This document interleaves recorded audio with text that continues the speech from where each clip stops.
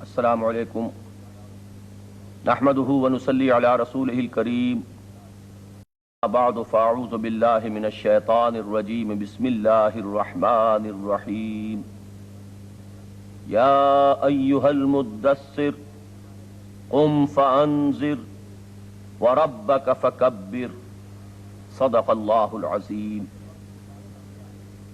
اس سے قبل یہ بات سامنے آ چکی ہے کہ نبی اکرم صلی اللہ علیہ وسلم کے مقصد بعثت کی امتیازی شان ہے غلبہ دین حق، یعنی اس دین حق کو بالفعل قائم اور غالب اور نافذ کرنا جو آپ دے کر بھیجے گئے ہیں۔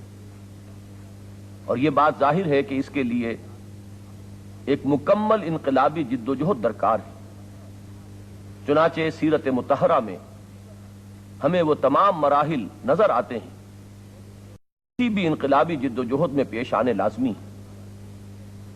یہی بات ہے جو سورہ مدثر میں نہایت سادہ الفاظ میں فرمائی گئی، وَرَبَّكَ فَكَبِّرْ، اے محمد صلی اللہ علیہ وسلم اپنے رب کی کبریائی کا اعلان کرو اور اسے قائم اور نافذ کرو۔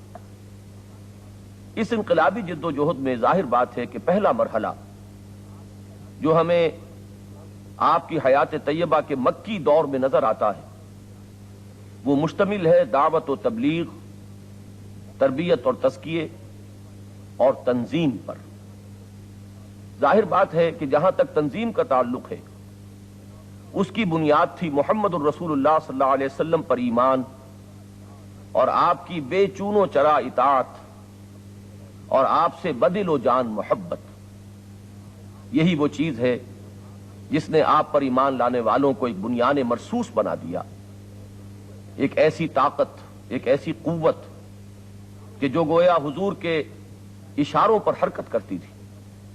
آپ کے چشم و ابرو کے اشارے پر صحابہ کرام اپنا تن من دھن سب کچھ قربان کرنے کے لیے ہر دم آمادہ رہتے تھے۔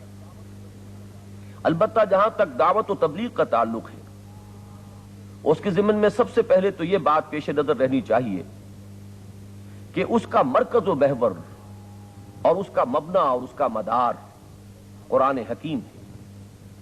دعوت ہو یا تبلیغ، انذار ہو یا تبشیر، نصیحت ہو یا موعظت، یہاں تک کہ تربیت ہو یا تزکیہ، ان سب کی اساس، ان سب کی بنیاد قرآن مجید پر ہے۔ یہ بات قرآن حکیم میں 4 مقامات پر آئی۔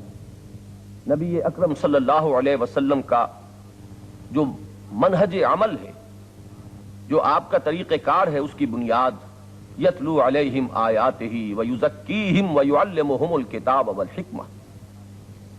اسی حقیقت کو مولانا حالی نے نہایت سادہ الفاظ میں یوں ادا فرمایا، اتر کر حرا سے سوئے قوم آیا اور ایک نسخہ کیمیا ساتھ لایا صلی اللہ علیہ وسلم۔ دوسری بات یہ سامنے رہنی چاہیے کہ اگرچہ اس دعوت کا ہدف اور مقصود تکبیر رب ہے یا اعلاء کلمت اللہ ہے یا اظہار دین حق ہے علی الدین کلہ، لیکن اس کا نقطہ آغاز ہے انذار، خبردار کرنا، وقوع قیامت سے خبردار کرنا، جزا و سزائے اخروی سے خبردار کرنا۔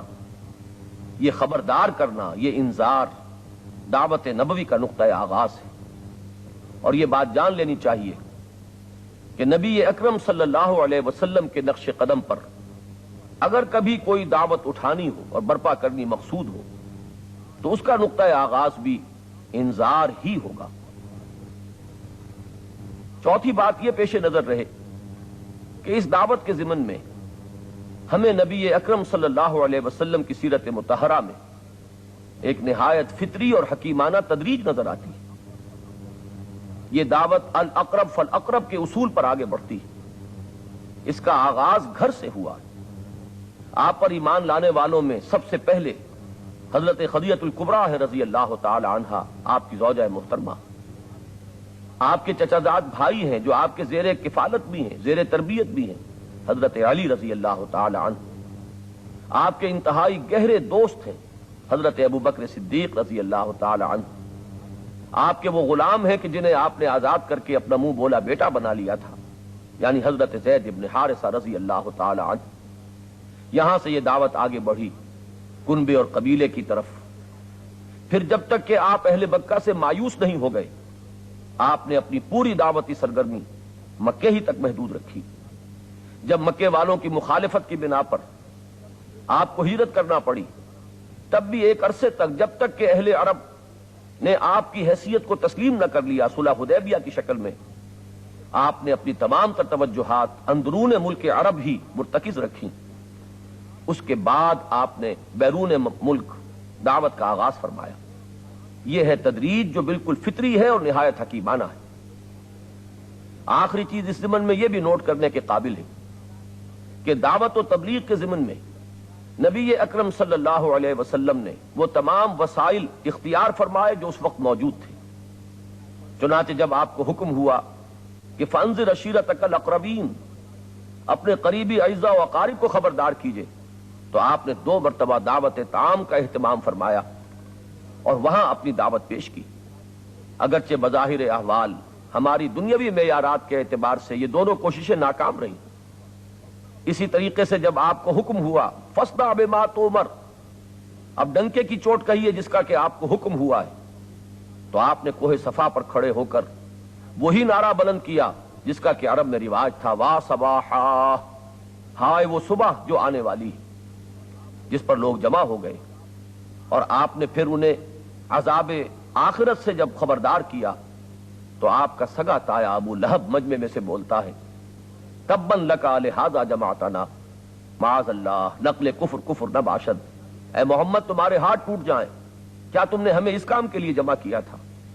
اس پر وہ آیات نازل ہوئیں کہ تبت یدا ابی لہب و تب، اصل میں تو ہاتھ ٹوٹ گئے ابو لہب کے اور ہلاک و برباد ہو گیا وہ خود.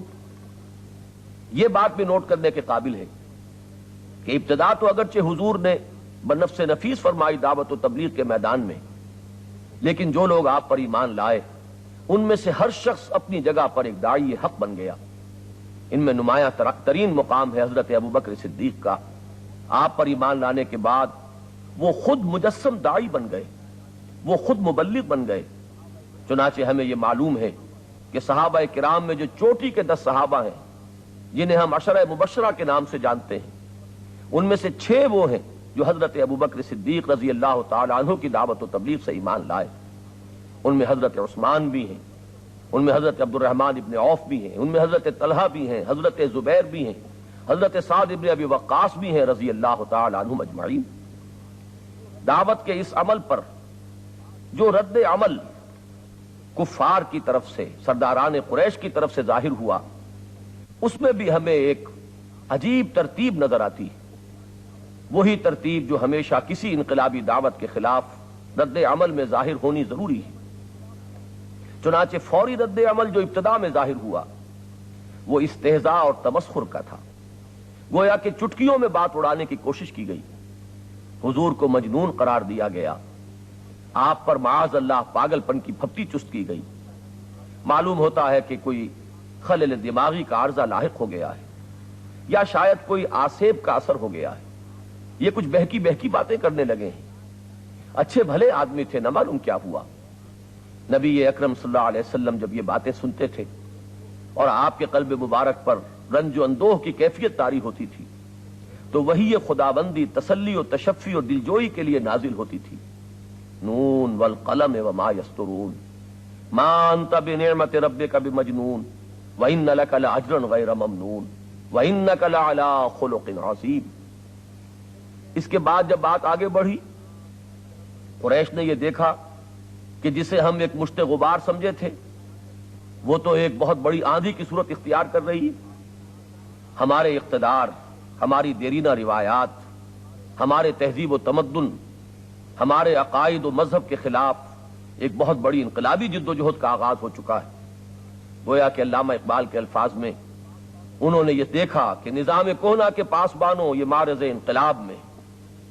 تو اب پھر وہی رد عمل ظاہر ہوا جو ہمیشہ ظاہر ہوتا ہے، یعنی تشدد، بہیمانہ تشدد، شدید پرسیکیوشن.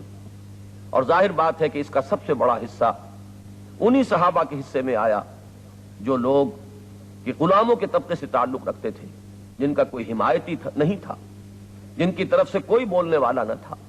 حضرت بلال، حضرت خباب بن الارت، حضرت ابو فقیر، حضرت لبینہ، آل یاسر، ان سب پر جو کچھ بیتی ہے وہ واقعہ یہ ہے کہ تاریخ کے بڑے انمٹ نقوش ہیں، اور انہوں نے جس طرح صبر اور استقامت کے ساتھ، جس پابندی کے ساتھ ان تمام مصائب کو جھیلا ہے اور ایمان پر ثابت قدم رہے، وہ بھی تاریخ دعوت و عزیمت کے نہایت اہم نشانات راہ ہیں. تیسرا رد عمل اس وقت سامنے آیا جب یہ محسوس کر لیا گیا کہ ہمارے یہ تمام حربے ناکام ہو چکے، کسی ایک شخص کو بھی ہم ایمان سے واپس کفر میں نہیں لا سکے، ہمارا یہ سارا تشدد ناکام ہو چکا. تو پھر تیسرا حربہ آزمایا گیا. یہ حربہ ہے مصالحانہ پیشکشوں کا، یہ ہے لالچ کا. چنانچہ عتبہ ابن ربیعہ قریش کی طرف سے نمائندہ بن کر حضور کی خدمت میں آتا ہے اور یہ کہتا ہے کہ اے محمد صلی اللہ علیہ وسلم، اگر تم بادشاہت کے خواب دیکھ رہے ہو تو اگرچہ ہم اس مزاج کے نہیں ہیں کہ کسی کو بادشاہ مان سکیں، لیکن تمہیں ہم اپنا بادشاہ بھی تسلیم کر لیں گے. اگر تمہیں دولت چاہیے تو ذرا اشارہ کرو، تمہارے قدموں میں دولت کے انبار لگا دیے جائیں گے. کہیں شادی کرنے کی خواہش ہو تو صرف اشارہ کرنے کی ضرورت ہوگی، جس گھرانے میں کہو تمہاری شادی کر دی جائے گی.